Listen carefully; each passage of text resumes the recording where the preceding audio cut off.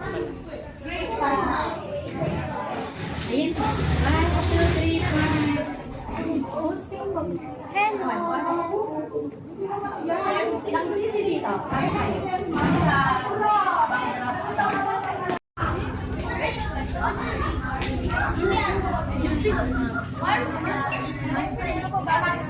Yes, ma'am.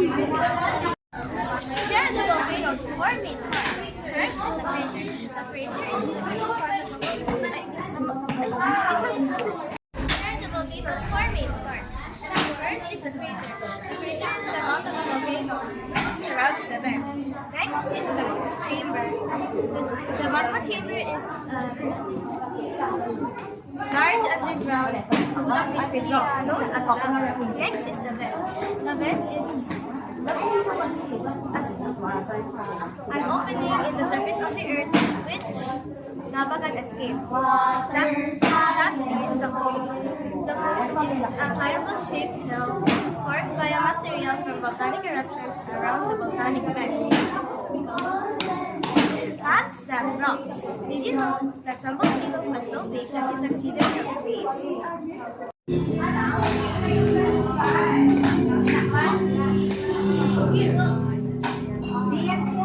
Ano ng AVR nila?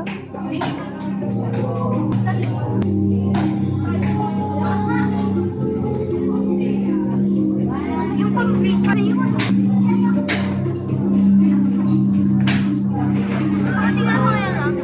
Sayang.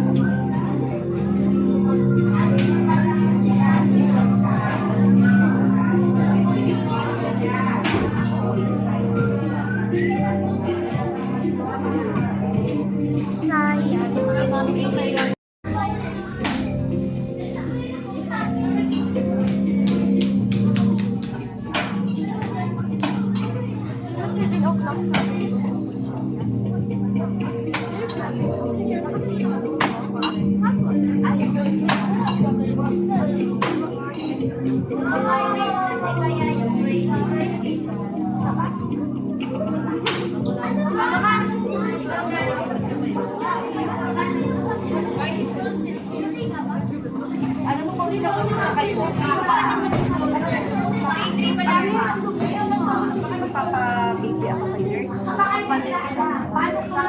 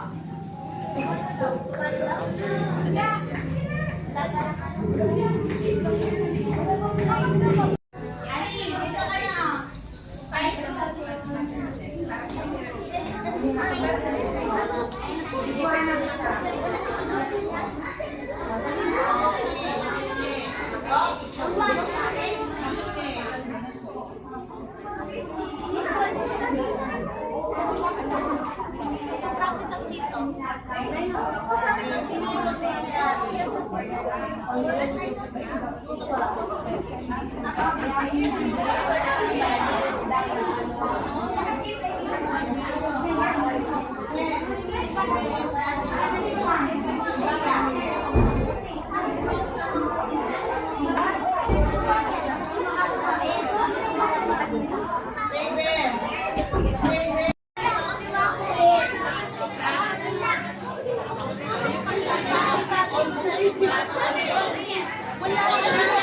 Bakit?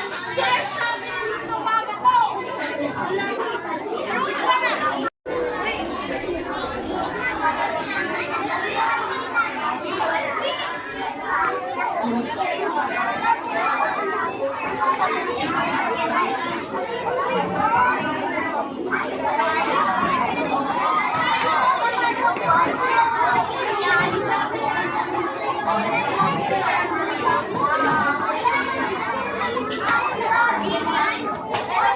Ano pa ganyan yun, oh? Ayun o.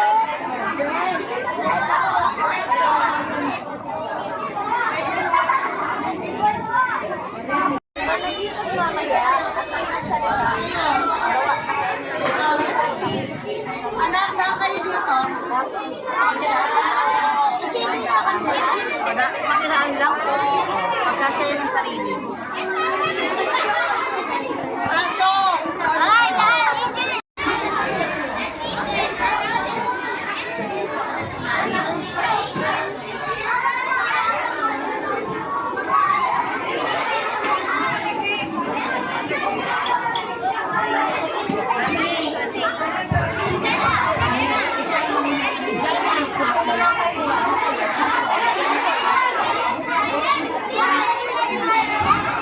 Kayo po bahalas na. In a few minutes, we will start. Everybody is prepared and quiet. Let's listen now. If the legal scientist next,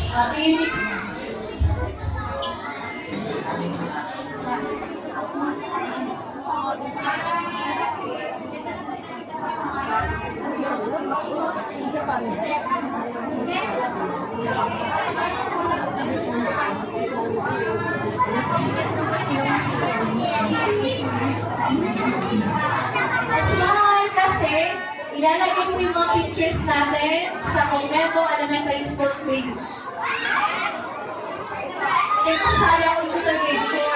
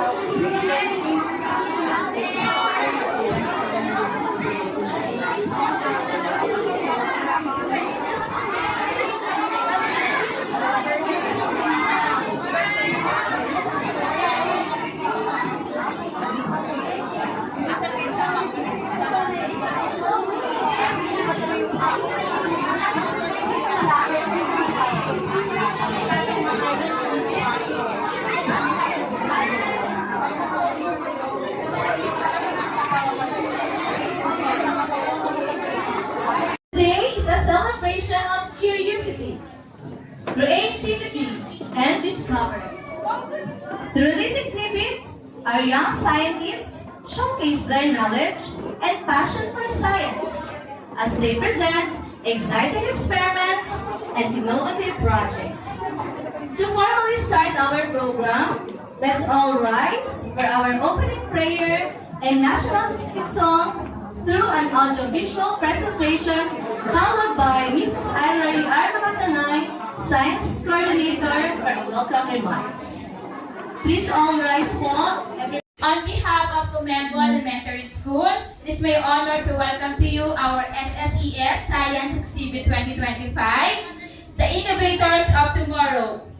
This activity is part of our celebration of Science Month and showcases the creativity, curiosity, and skills of our SSES learners. Today, you will see and experience interactive experiments and activities in life science, earth and space, and physical science. These exhibits reflect our learners' hard work, teamwork, and dedication in applying what they have learned inside the classroom or in real-life situations. So, through this exhibit, we hope to inspire the love for science, innovation, and discovery among our students in the entire school community. So thank you to our SSES teachers, teachers of Comembo Elementary School, and especially po parents, kasi talaga naman napaka-hands-on nila. Mas excited pa sila sa ating mga SSES learner. Nakakatuwa po at masarap po sa pakiramdam.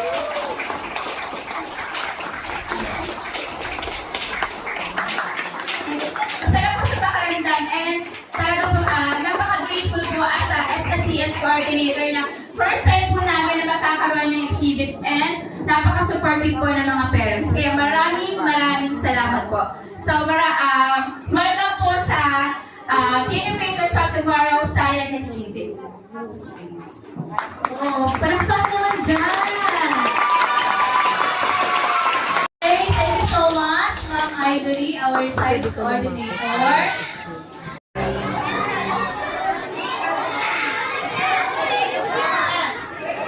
Ma'am, wait lang po. Hold on.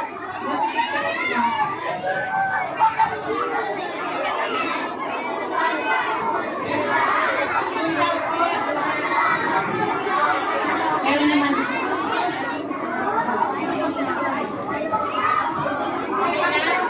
Okay. Pwede po yung isang parent may video po ng ano. Okay. Okay. Wait lang po siya, Miley. Okay na? And 5, 4, 3, 2,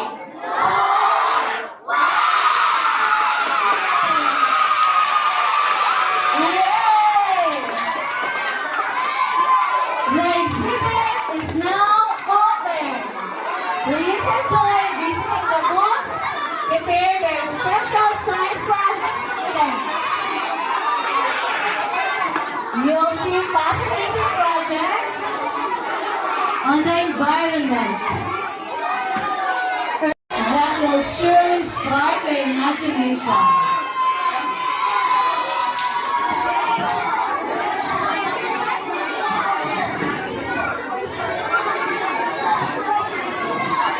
Okay, our SSES class, prepare to present their projects and models. Let's start with the grade 3 Albert Einstein.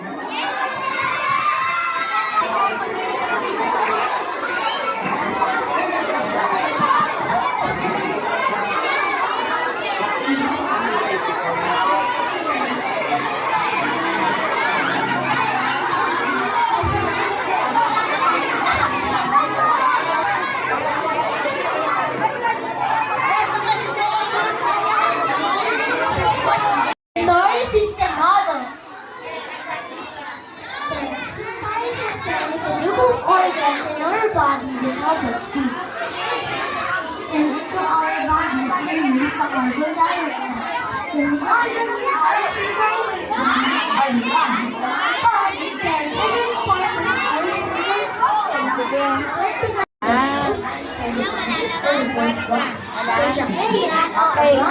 Pwede na. O, sige, picturean nyo kami ha. The air goes down.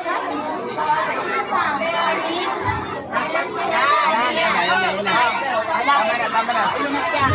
Oh. The air masses through the profile. Like big balloon inside our chest. Sumabog na. Sa lungs, the air reaches tiny sacs of alveoli. Through the rhinoceros, alveoli are tiny little pockets inside our lungs like tiny bunches of eggs or little bubbles. Alveoli oxygen and process to our lungs.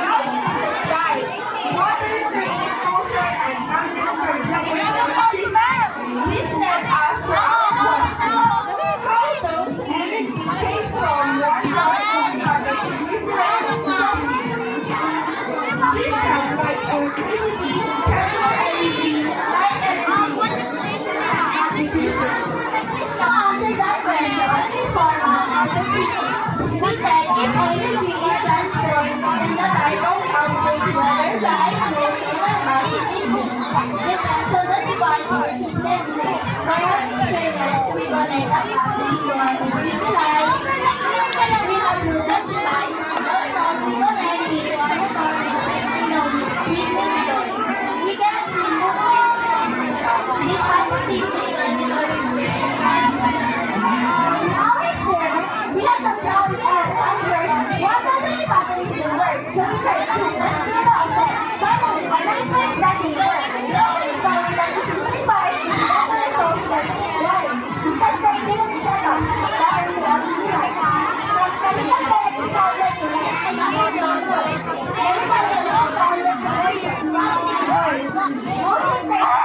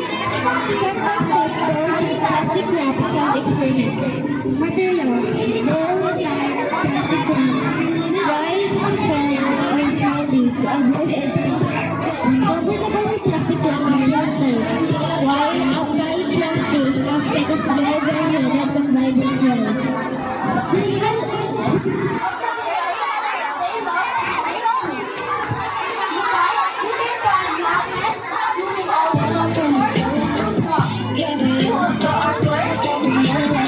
we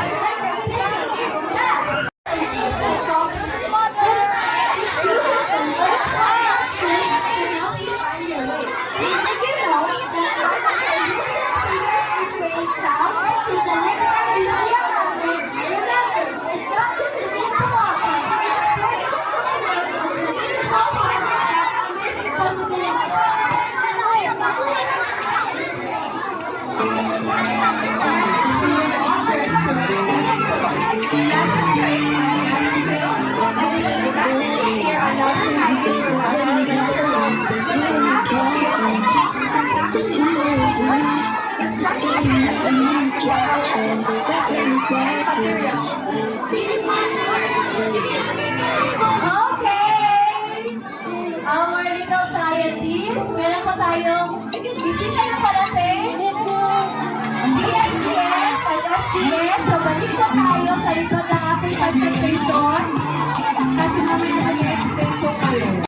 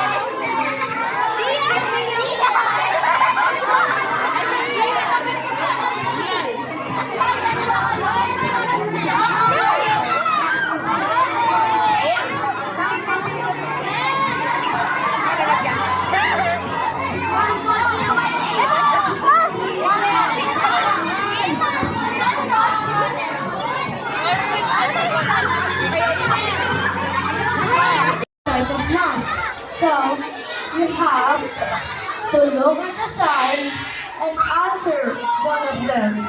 Thank you.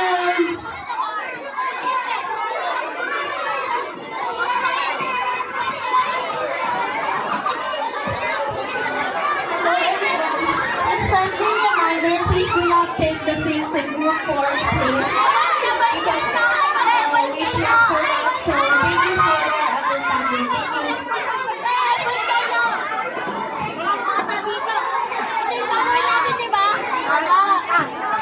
Thank you.